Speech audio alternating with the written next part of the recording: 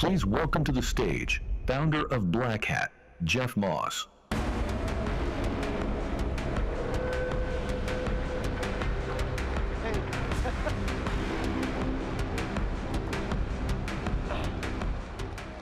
Hey, good morning, everyone.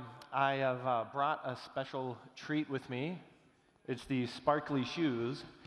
And if everything goes according to plan, laser beams are going to bounce off them and blind you all. So that's what I'm hoping is going on. Hey, it's really exciting to be back here. I think the last time we were here was 2019 before COVID. And it just feels bigger, maybe because we haven't been here. So it's really exciting to see everyone. So cool, thanks for coming.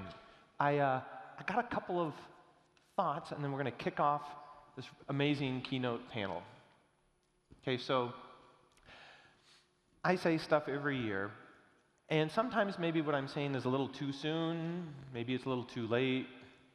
And so some of the things you might hear me say, you might feel like, oh yeah, I heard that a couple years ago. But things are different now, and I want to just talk about that briefly.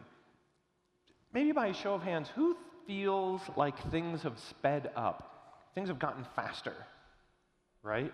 Like the severity of things have sped up. And I don't know if it's because of Russia invading Ukraine, if it's the Middle East, if it's elections, something's going on, and things seem like they're going faster. And in that environment, it focuses you the way you think of things. So for example, let's say you're a company and you source cybersecurity technology or technology from the Middle East, Israel. What's your plan if Israel mobilizes? Right? I mean, I guess you get software updates still, but you probably want to figure that out, right? Ukraine had this problem where all of a sudden, none of the men can leave the country. So I guess no sales engineers are coming to you anymore. Right? So you have all the normal problems you have, and then you've got a whole new bucket of problems you didn't even know you had.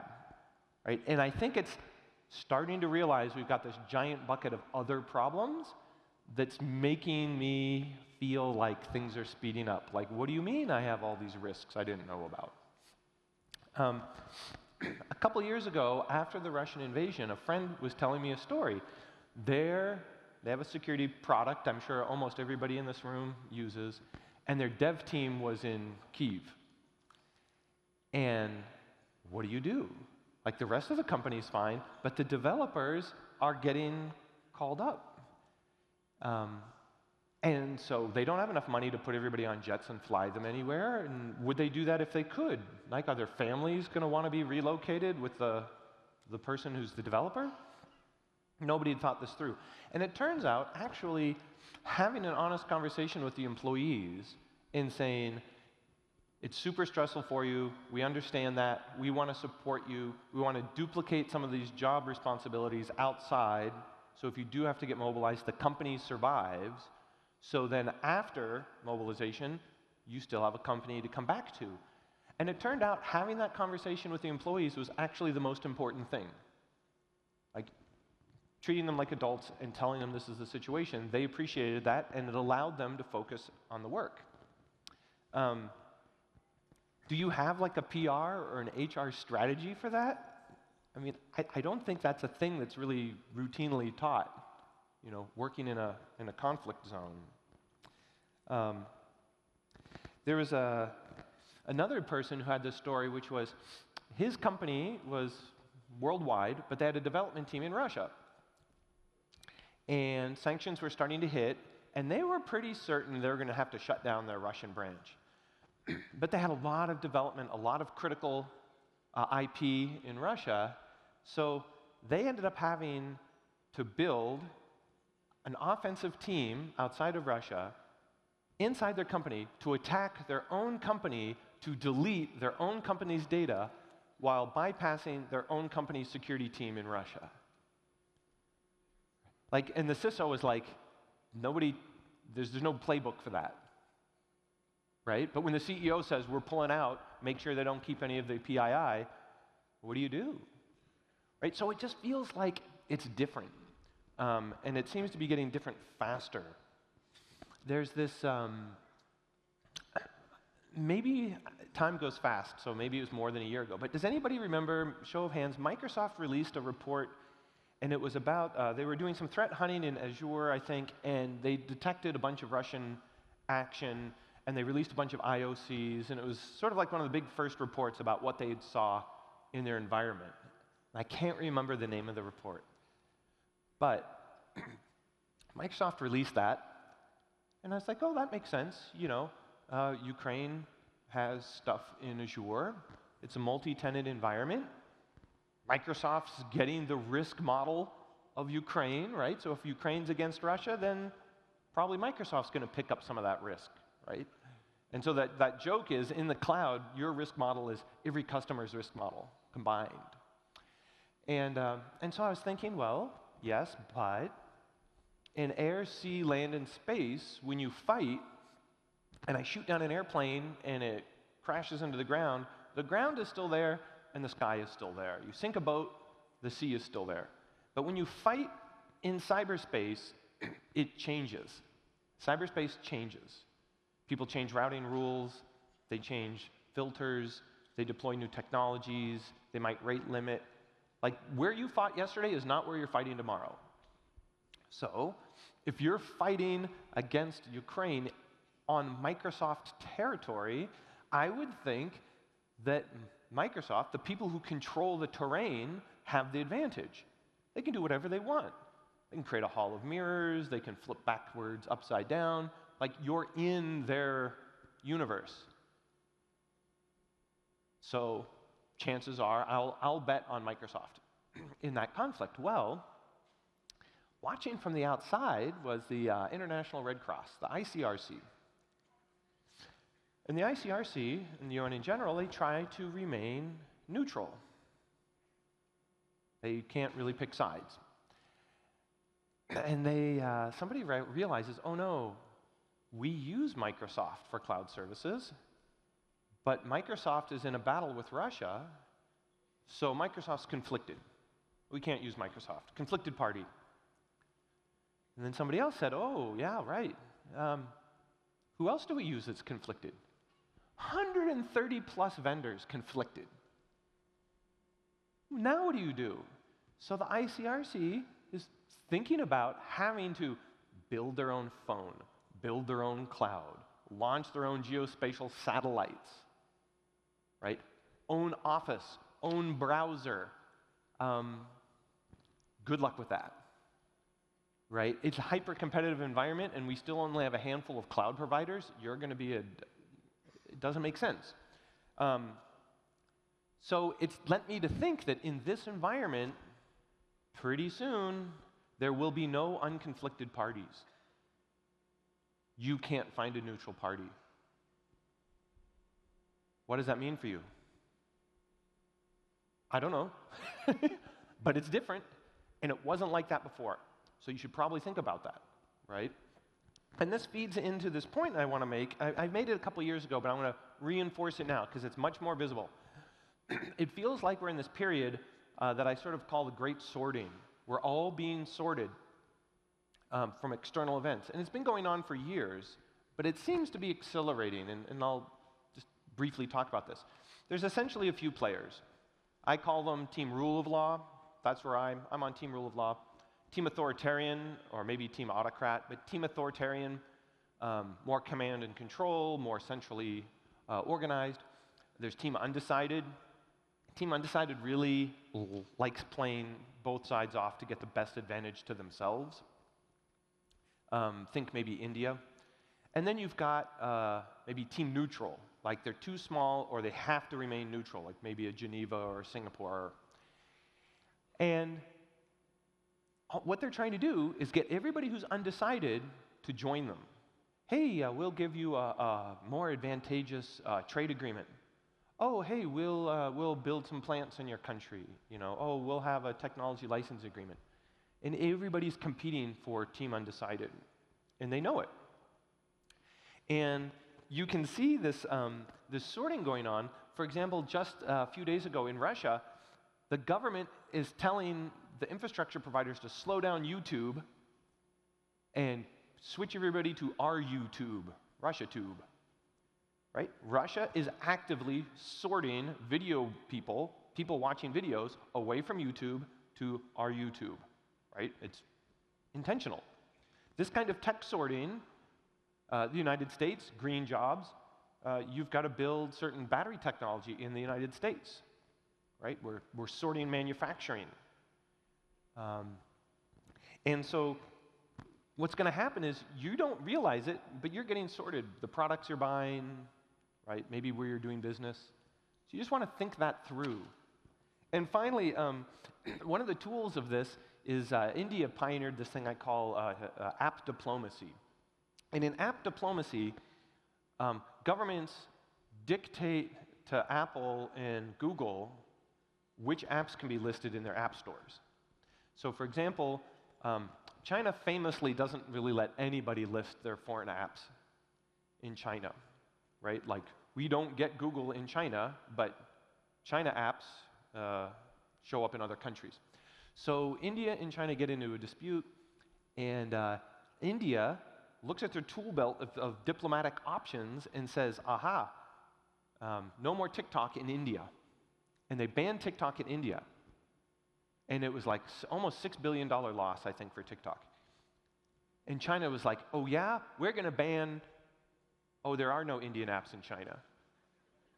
Right? And it was this great asymmetric move that India, it didn't really escalate, but it's a new tool, right? These are evolving. So now imagine if governments really start to embrace this, what happens if Russia goes to India and goes to Google and just says, remove all apps from Russia. Only Russian apps are allowed in Russia. Remove everything else from your app store, right? Court somewhere orders them to do something. And so I think one of the saving graces is what the European Union is trying to do, forcing Apple and others to allow sideloading. Because once you remove the single point of attack for governments against these app stores, we get some more resiliency, right? I don't think that was their original intention, but the world's different now, right? A couple years have gone by, it's quite different. So this year also is a pretty unique year. This is the year in which the majority of democratic countries, team rule of law countries, citizens vote. Right? Over 2 billion people vote this year, just the way all the years lined up. Some countries have already voted, like India. Other countries are yet to vote, like United States, Singapore, others. And so, so I'm really proud to introduce our panel. And we've got 4 panelists, and they're going to discuss about what it means to kind of vote in this environment, the fight for securing elections around the world. And we have 4 panelists. First is Jen Easterly, the director of the Cybersecurity and Infrastructure Security Agency, or CISA. The joke is that they love security so much they put it in their name twice. Then we have Hans de Vries, the COO of the European Union Agency for Cybersecurity, or ENISA. We have Felicity Oswald, OBE and CEO of the National Cybersecurity Center, or the NCSC in the United Kingdom. And finally, moderating this conversation will be Christina Cassidy, a reporter at the Associated Press. So it's my privilege to kick this off and bring on stage our first keynote, and I'll see you after the keynote with just some housekeeping notes. So thank you very much. I'll see you around.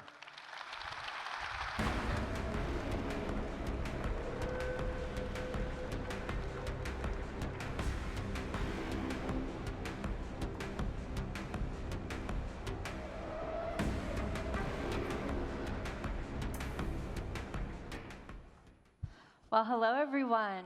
What an exciting opportunity to be here, and also with this distinguished panel of global cybersecurity leaders to have this important conversation about elections.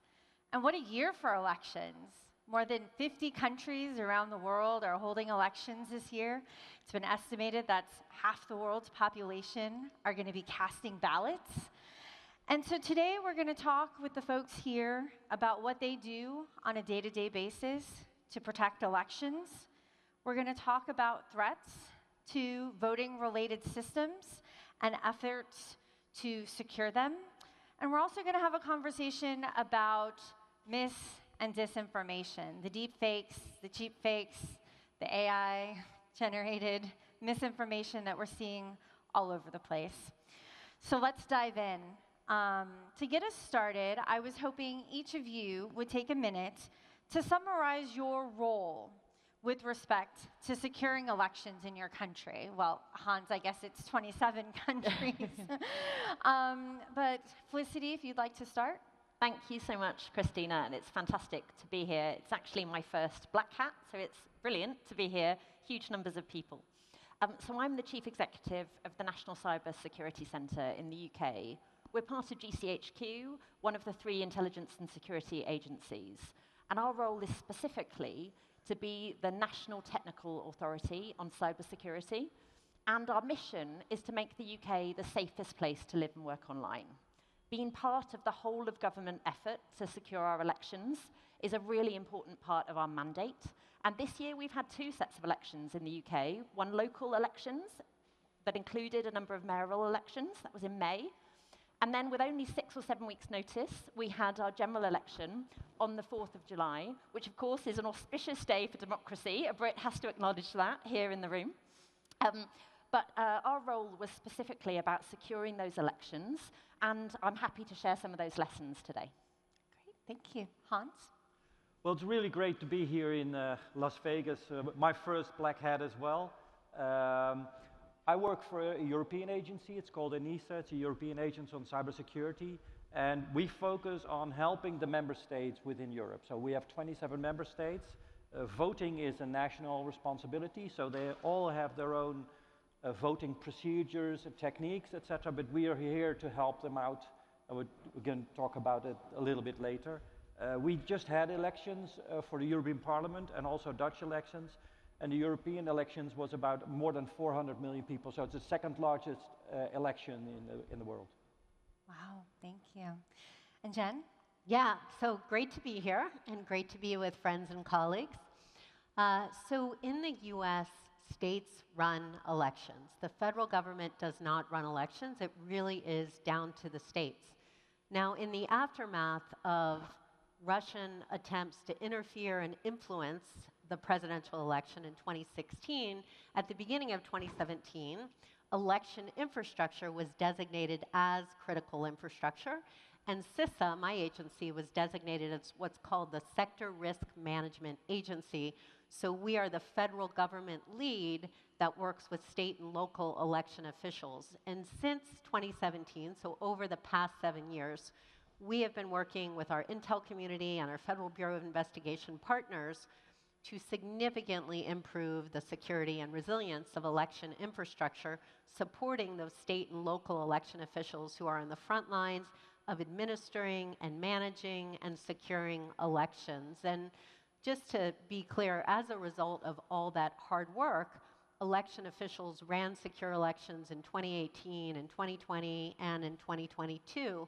There is no evidence that malicious actors changed, altered, or deleted votes or had any material impact on the outcome of elections. That has been validated time and again to include in multiple court challenges. And in any state that was close in 2020, there were paper records that were counted and recounted and audited to ensure accuracy. In this job, I have the privilege to spend a lot of time with election officials at the state and local level of both parties across the nation, and I know how tirelessly they work to ensure that every one of their citizens' votes are counted as cast, and it's why I have so much confidence in the security and integrity of elections and why the American people should as well. Thank you, Jen. And so you mentioned 2016 in Russia, and we've all heard the warnings this year about Russia, China, and Iran. And we've had several high-profile elections already. I'm looking at the 2 of you here. So I would like both of you to talk about how things have been going so far. Have we seen any significant attempts, outside attempts, to meddle in elections this year? So I'll happily go first. So the context of our general election this year was a really important one. So in March of this year, we as the UK government called out a Chinese attempts and successful attacks on our electoral commission, so the public sector agency that runs and administers our electoral process. That was a really important moment. So we went into both our local elections and our general election across the UK, knowing that the hostile state threat was real and present and had impacted us in recent years. So we were laser focused on that as a risk, not just from Chinese, but from other state actors and malicious actors as well. We absolutely saw attempts to engage or disrupt our election, but our electoral commission head has come out and said it was very clearly a smooth process. People were able to vote securely on the day, which is a fantastic outcome. And Hans? Well, within Europe, we've found out that preparation is key to make sure that the whole election process is safe and secure, and everyone can vote, because the right to vote is really important. But not only the right to vote, but also vote in secrecy. So disinformation is definitely a thing that we look at. If you look at the outcome of both the Dutch and the European agency, we did not find any major incidents. We did find DDoS attacks even during the voting process. And also in the inner part, the earlier weeks before that, we saw definitely some process manipulation tries, but they were all very minor on a local level or sometimes on national level. We didn't really have a big impact. And I think the impact was little because we prepared for cooperation and information sharing between member states very, very thoroughly. And we had an exercise with the European Parliament and the European Commission last year to make sure that they all know the process. So the practice, what you preach, how do you do things, it was really important for us. But looking back, I think everything went pretty okay, even though we know that the threat is much bigger than 5 years ago. Director Easterly, how do you see the threat evolving, and specifically in terms of the capabilities and motivations of the Russia, the China, the Iran? And have you changed anything that CISA is doing as a result of what you've seen so far as we head into November? Yeah. Well, I will say first off, I mean, the fact that the cybersecurity and infrastructure security community across the world is so tightly connected, that's a great thing, because we work so closely with Felicity and Hans and their agencies so that we are learning from them. We had sent folks over to be part of your team prior to the elections, and then you sent folks over to us, and that's just really important to be constantly learning those lessons, because threat actors are entrepreneurial and they're not going to use the same tactics that they've always used. So, you know, I talked about all the work that's been done over the past 7 years. I can say with confidence that election infrastructure has never been more secure, and the election stakeholder community has never been stronger. But we can't be complacent because the threat environment has never been so complex.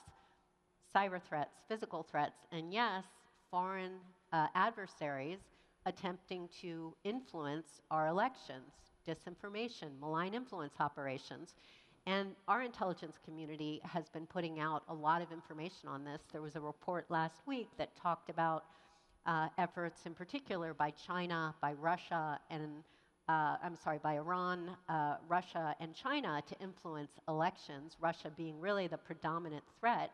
And it also talked about some of the tactics that we're seeing, in particular, Russia using commercial companies like PR firms or marketing firms or unwitting Americans to hide their hand as they try and get out influence messaging. And it's why we work so closely with state and local election officials on the full range of what they can do to reduce risk, to include the risk of foreign malign influence and disinformation. I think as you know, we do predominantly 3 things. We work with our FBI and intelligence community colleagues to put out information about the tactics of foreign malign influence and disinformation and how to build resilience against them.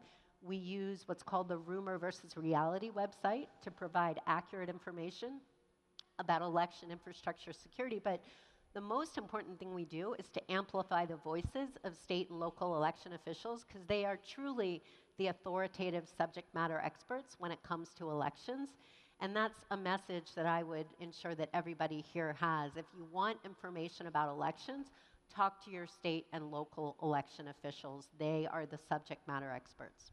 To follow up just a little bit on what you just said about the conversations that the three of you have, Felicity, maybe you could talk to me a little bit about what conversations are happening outside of this group.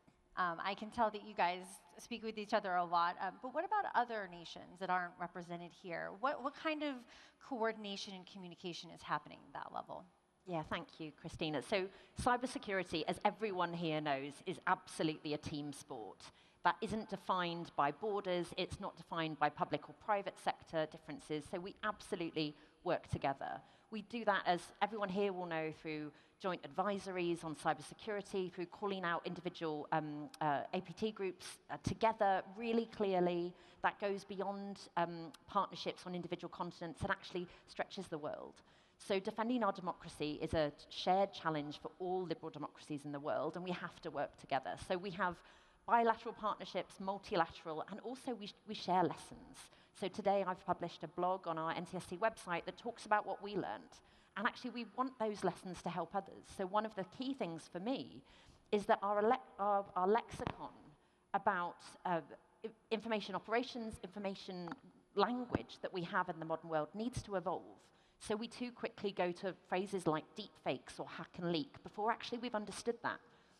Politicians, media outlets, public officials like us going to that language too quickly without the evidence base is something we have to avoid. So I think it's crucial to share lessons like that across the world because they'll apply slightly differently in each context, but they're so crucial for everybody.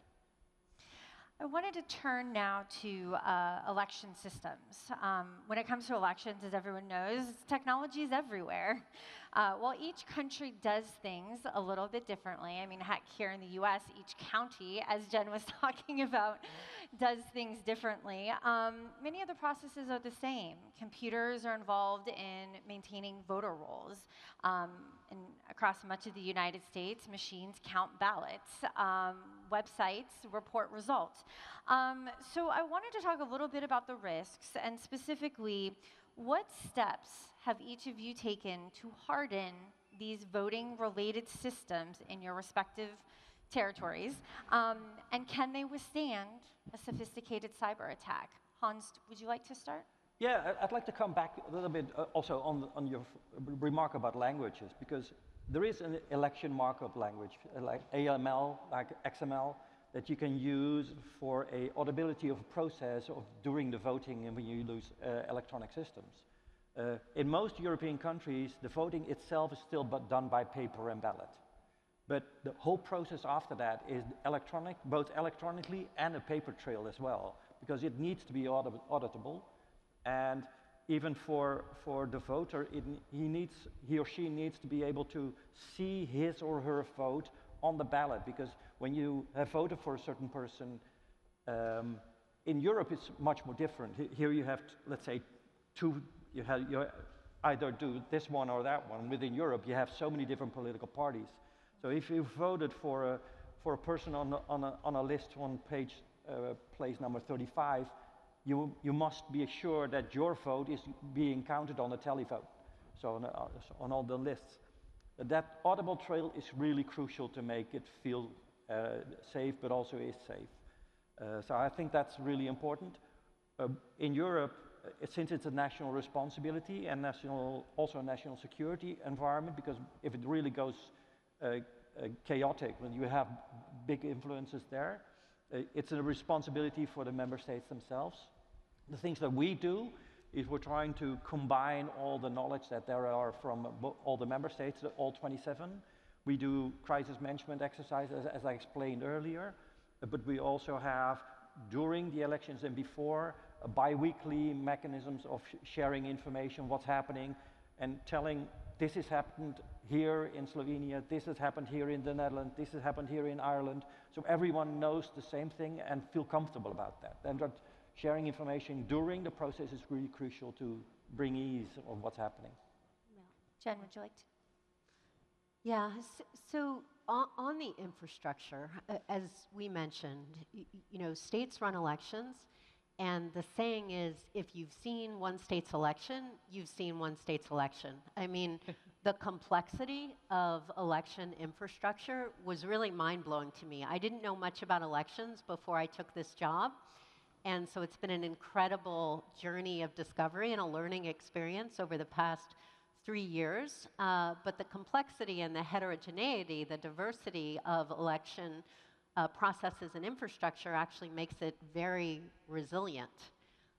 So while of the 4 parts of voting, whether it's voter registration, vote casting, vote tabulation, and election night reporting, the 2 critical ones in the middle, casting and tabulation, they are generally not connected to the internet. But at the end of the day, we know that election officials have been putting multiple layers of defense in depth. It's not just from a technological perspective. There are physical controls. There are procedural controls. And what we've been doing over the past 7 years since we took on this role is working with election officials on the full range. So even just from the beginning of this election cycle at the beginning of 2023, we've done over 900 physical security assessments. We've done nearly 700 cybersecurity assessments. We've done 120 tabletop exercises because that preparation is so important. We've done 370 training sessions that have reached 20,000 participants.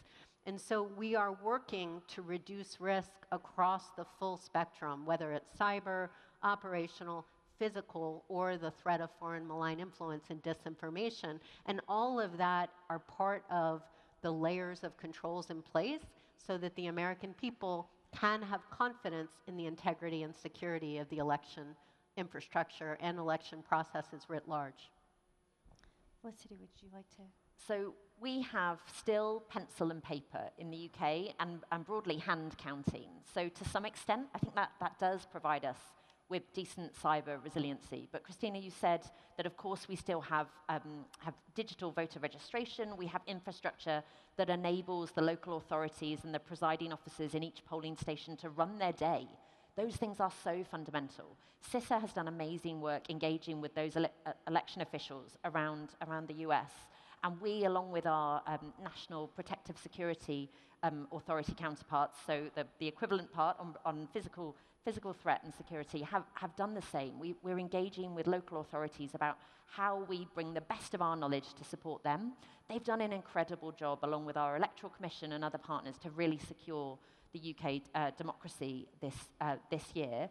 Work continues. I think that paper and pencil does help us a bit, but it's such a complex set of risks.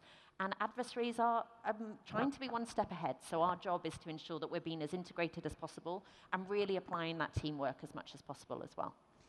I wanted to get your thoughts about what does it mean to have a secure election? And can you still have a secure election if you have technical problems, if you have a mistake, or even if you have a cyber attack? Can you still have a secure election, Jen? Yeah, and this is a great question and a really important point. Look, you know, the elections, as I said, are very complicated. We have millions of election workers in America. We have tens of thousands of polling places. For the general election on November 5th, we're going to have about 150 million Americans voting on that day or in the days leading up to it. So incredibly complicated, and things will go wrong. I can guarantee that things will go wrong. A poll worker will forget their key to the polling location. Somebody will pull out the plug on the printer so they can plug in their hot pot to make lunch. There will be a storm. There will be a distributed denial of service attack. There could be a ransomware attack. The good news is, 2 pieces of important good news. First, election officials are natural-born crisis managers. They have been doing this, they've been preparing for it for a long time. They know how to deal with these types of disruptions. And they've been practicing it, preparing for it, and they will be able to respond to it. The second thing is important to understand that while these types of events are disruptive, they will not affect the security or the integrity of the votes cast or as they're counted as cast. And it's also important to understand that our adversaries, as we were saying earlier, will very much, I can guarantee, will try and mislead us into believing otherwise, which is, and we should expect that. We should expect our foreign adversaries to try and stoke discord, to try and undermine American confidence in democracy and in the integrity of election processes. We should be prepared for it, we should expect it, and we as Americans should not allow that. It is really up to all of us to preserve democracy. And if anybody in this room has questions about the integrity of election processes, please, please, please sign up to be a poll worker. Talk to your state and local election officials. It's a very transparent process. They will talk you through exactly the protections in place to ensure that people can have confidence in elections. But it's on all of us to preserve democracy, and we all need to play a role. I would be remiss if I did not mention CrowdStrike and this idea that a single vendor could trigger massive global disruptions. And this included early voting locations in Maricopa County, Arizona. How are each of you working to ensure that something like this doesn't happen again? Cassidy, would you like to start? So resiliency is always going to be a buzzword in cybersecurity, and that's my organization's job. But it's also the job of every public sector organization, private sector organization, big and small organization in our civil society. Cybersecurity needs to be as important as knowing how to do your financial accounts and knowing how to protect the health and safety or the fire risk of your organization. So building in that resiliency at every stage is so vital for all organizations. And I think that as all organizations in this room represented need to be part of that conversation and doing the best we can to continue that journey. I think for me, the importance of knowing your key assets, knowing your critical assets, knowing what risks might happen, and some of those will be malicious, sometimes they will be accidental, sometimes they will be caused by who knows what reason. And knowing what your plan is. It's the basics of any, I worked for some time as an emergency planner in government. It's the basics of planning for anything. You have to plan for the worst and hope for the best. And I think making sure that we're doing that at every turn in all of our organizations and making it as easy as possible for decision makers in boardrooms or school trustees, school boards to make those decisions as easily as possible is so crucial. Hans, would you like to weigh in? Yeah, it's a bit difficult for me to answer how it's done on a national level because I know how the Dutch work, but I don't really know of all the other countries. What I do have noticed that it's a very professional mechanism and the people are very, very good organized. So I fully agree with you. If you really want to know how it's working, be a poll worker. At that time, help out with the elections. That's the best way to find out that it's really rigorous. It's a multi-eye process, so it's not possible to fiddle around. It's also a closed environment during the day, so the vote cast and the vote count is done all there, and you can actually count and recount and making sure that that process is safe and secure. The technical means of communicating it forward is through a double process, so it's electronically and also a paper trail at the same time. And the receiver needs to check whether it's okay, and if that's not okay or it seems to be not okay, the whole process starts again. So there are a lot of things happening to make sure that it's safe and secure. And I fully trust every worker have been helping with the European elections on that side. Yeah, just to reinforce something Hans said, there is going to be a lot of information from a lot of sources that are going to be out there over the next several months. And I think it will be on all of us to identify the signal through the noise, the facts through the fiction. And when you're talking about the trusted signal on elections, that comes from those election officials who are on the front lines of administering and managing and securing elections. So they are the authoritative subject matter experts, and anything deviating from what they are telling you is really just noise, to include sometimes irresponsible noise.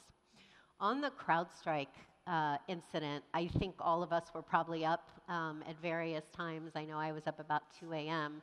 You know, we played a big role in both our role as America's Cyber Defense Agency, but also as the National Coordinator for Critical Infrastructure Security and Resilience. So we were very early on trying to assess the impacts and then work with CrowdStrike to get mitigation guidance out, and then to really figure out how we could reduce risk to the American people through the interruption of services. I took sort of 3 things away from it in general, and you know, we are a voluntary partnership agency. We're not in the name, game, blame, shame, stab the wounded business. So we are always forward-looking. But you know, one thing as a community, we were actually pretty well connected in terms of very quickly we had a turnkey process to reach out to both the technology companies and critical infrastructure so we could assess those impacts and get out mitigation guidance.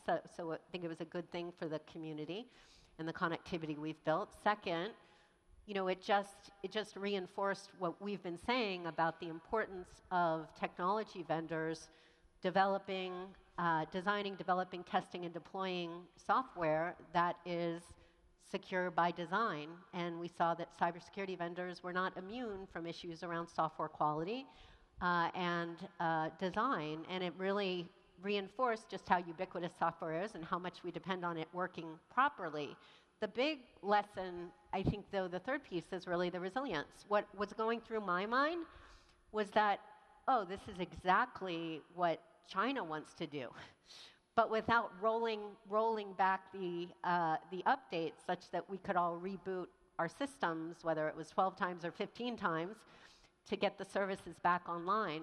What we know about Chinese cyberspace actors, specifically those colloquially known as Volt Typhoon, is that they are embedding in our critical infrastructure, specifically not for espionage or data theft or IP theft, but to launch disruptive or destructive attacks in the event of a major conflict in the Taiwan Strait. So it's a world where a war in Asia will be accompanied by very serious threats to Americans, the explosion of pipelines, the pollution of water systems, the derailing of our transportation systems, the severing of our communications, specifically to incite panic and societal chaos and to deter our ability to marshal military might and citizen will.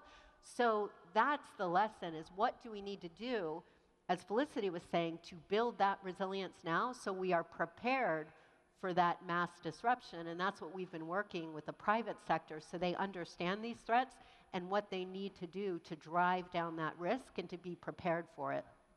I just want to real quick follow up, and then I'll come to you, Hans. On the critical infrastructure piece and Volt Typhoon, since you mentioned them specifically, is there any indication that they have been able to access election critical infrastructure? Not that we have seen, but as you know, we have positively identified them in multiple sectors. We've worked with the private sector to evict them across comms, power, transportation, water. But what we think we found to date, we think it's the tip of the iceberg. And so there is so much that we don't know, and this is a sophisticated actor, and so we have to assume that they will be able to do things, and that's why we need to prepare for it now. Hans, you wanted to weigh in? Yeah, we're not in the attribution part, but if you look at sadly, it was an interesting lesson for the bad guys. The impact was enormous, and there was a mechanism that started the whole process, but the impact itself was really, really big. So it was a really interesting, sad moment for us. We have to be prepared for more of these types because we think from a threat analyzing perspective, supply chain attacks and the mechanism through these multifaceted corporations are really the biggest issue for the coming years. Having said that, during the CrowdStrike mechanisms, we found that the CISA network within Europe, connected with these two great organizations, were really well adapted to talk with them and understand the impact, talking with the the critical infrastructure, both public and private environments. And we also had, we call it Cyclone, a crisis management process, in order to have the all hazard approach. Okay, this is going to be an effect, how are we going to approach this? So that was well working. That was good. It was an interesting exercise. But in effect, let's hope we don't have this kind of exercises or accidents too often. With our time remaining, I wanted to turn to mis and disinformation. We've seen research showing that efforts to combat mis and disinformation, things like fact checks and pre-bunking, are maybe not as effective as everyone had hoped. This idea that it takes more work to refute bad information than it does to actually create it. So I wanted to ask you, Felicity, maybe you could start. How do you decide whether to weigh in on a piece of mis or disinformation? What's the calculus there? So that's a really important question, and one that I think we're all pondering as a sector. So NCSC specifically has responsibilities in cybersecurity, but we also bring our technical understanding to the conversation about mis and disinformation. Leading up to our election, the earlier parts of this year, we saw quite a lot of AI-generated content. It happened that actually more of it was funny or designed to kind of make people laugh rather than interfere dramatically, or at least it didn't interfere dramatically, that we don't think. But for us, that was an example of why it's so important to understand what we are worried about, to understand the roles and responsibilities of each partner, and we have specific roles in cybersecurity threats, but also the connectivity between the public and the private sector is so vital. The final thing I would say, though, is it's also on the responsibility of all of us as commentators, whether that's people in the media, whether that's politicians, whether that's officials or anyone else or in the tech sector, to really be responsible in that language that we are using. So we insisted on real discipline in government and hoped for the same in those incidents. So we tabletopped, like others, how this might work and how it might play out, and actually getting to the heart of that language. There is an information incident, may sound really boring to a journalist, but that's all you know when that is happening. You don't know if it's real or fake. And so it's so important to get that discipline right at the heart, right at the beginning of the incident, until you have understood fully what it is. Hans? Well, within Europe, if you talk about election security and disinformation, I think there are 9 different cooperation groups within Europe to making sure that everything is sound and safe and we understand what's happening. The External Action Service, a different organization than mine, is focusing on disinformation. And it's definitely a thing that we have to look out for and worry to make sure that it doesn't overgrow too much. And it's not only about foreign advocacy, so it's a foreign interference process, but it's also about using the techniques of AI and the outcome of AI. In Europe, there is a Digital Services Act, and it explicitly tells search engines and very large social media not to give out advice on election. And, well, let's hope it will work. And an attempt to have a similar entity here in the US didn't get off the ground. So I'm interested in hearing your thoughts, Jen, on sort of what's the calculus for you? Yeah. So we don't deal with content at all. We don't make judgments about something that is misinformation, disinformation. We are very focused first on the tactics that foreign adversaries will use to try and influence the American public. And I mentioned some of those tactics using commercial companies like PR marketing firms, using unwitting Americans to sort of hide their hand. So we put out tactics like that and how to be a more savvy consumer and critical thinker when you see information around elections. We put out accurate information around election infrastructure security, but a really important source for anybody that cares about this, if you go to the National Association for Secretaries of State, nas.org, they have Trusted Info 2024, and you can see almost every state has their own website that provides Mythbusters, rumor versus reality, so that people can learn about all of the various aspects of election infrastructure security at the state level. That's very important. But at the end of the day, the most important thing that we can do when we're facing very real threats that we know of foreign malign influence and disinformation is to ensure that people are getting their information from the authoritative subject matter experts. And that is state and local election officials. And so the media, you know this because you've done this for so long, Christina, when you want to get the real deal on election information, you go to election officials. They are the experts on it. And that's where we should be sending everybody. And again, if it's not that, if it veers away from what election officials are telling you, it's just noise.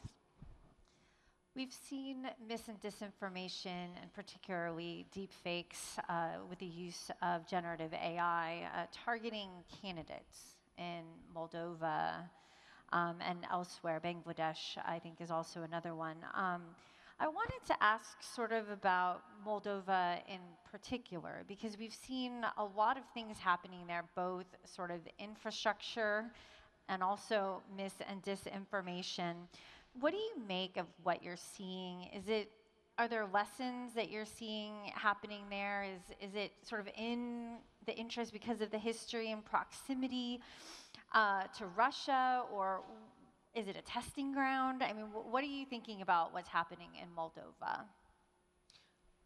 I mean, I'm happy to talk about it from, we've been looking at these things. We did an article on this with Scott Schwab, who was the president of the National Association of Secretaries of State, and Kate Conley, who's our senior advisor. So we've seen it, Moldova, I think Slovakia, I think Argentina, maybe Pakistan. We've seen examples of trying to use generative AI to have an impact on elections. And, our top line, and I'd be interested in Felicity and Hans's view on this, is that AI will exacerbate current threats, but will not create new threats for this election cycle. But we've been dealing with it right here in the US. In the New Hampshire primary the day before, there was the AI-generated robocall of President Biden's voice telling people not to vote. And I think if you look at that example, the election officials and the Attorney General did exactly the right thing, and it was down to those state officials. The Attorney General said, we think this is inauthentic, we think this is an attempt to suppress the vote. You should ignore it. The chief election official, Secretary of State Dave Scanlon, came out, used all his communications channels to emphasize that, yes, we think this is not authentic, we think it's a crime, it's being investigated. And it turned out that more people voted than they expected during the primary. And so it comes down to communications, ability to respond, and then voters really having faith in their local and state election officials who have spent so much time in those communities that they've won the trust and confidence of their voters. Hans, I wanted to give you a chance to weigh in, just because Moldova will be making a pretty important vote later this year. What sort of communications, what are you watching in particular as it unfolds there? Well, our primary role is looking at the 27 member states and helping the member states. But having said that, just recently we did a really big Cyber Europe exercise, and there Ukraine, Moldova and other nations were very welcome to be there and learn from the experience, but also work for the cooperation. That's about what I can say about the help we give to Moldova. Okay, great. And we're running short on time here, but I did want to ask a final question just about the effects of all of this. Have we seen the outcome of an election be affected by mis or disinformation? And how do we sort of, as citizens, understand whether or not that has happened? How do you gauge the impacts of mis and disinformation? Felicity? I think in the same way we gauge anything that tries to disrupt our democratic process. And we have to be really clear on ensuring that the things that we are trying to protect are as protected as they can be. And that's why, like other cybersecurity partners, we've worked really closely with key infrastructure, providing additional services for local authorities to opt into, etc. We have to think about what we're trying to protect and do our best to do that, but also ensure that the public understand that and understand their role in navigating this way more complex space that we're all in.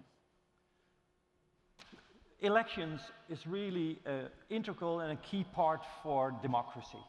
So we have to make sure all of us, whether it's the public environment, the private entities, the tech guys, the multimedia, but especially social media, make sure that democracy prevails. and that the vote is on a genuine state of mind instead of having influenced it in one way or another. And I think that's really a crucial part of the way we live and the way we want to live. Jen? Yeah, so clearly we know that our foreign adversaries are attempting to influence our elections. They want to sow that discord. They want to undermine our confidence. We also know that election officials ran secure elections in 2018 and 2020 and in 2022.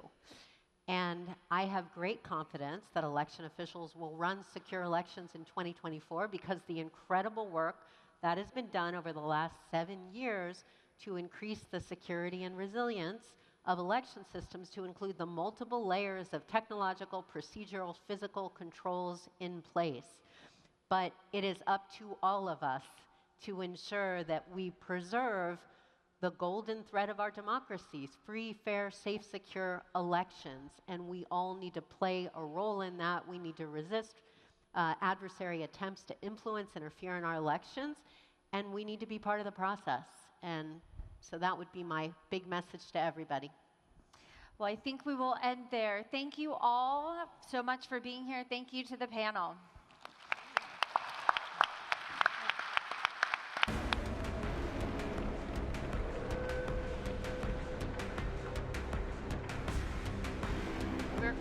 Everyone take the picture. Hey, thank you, everyone.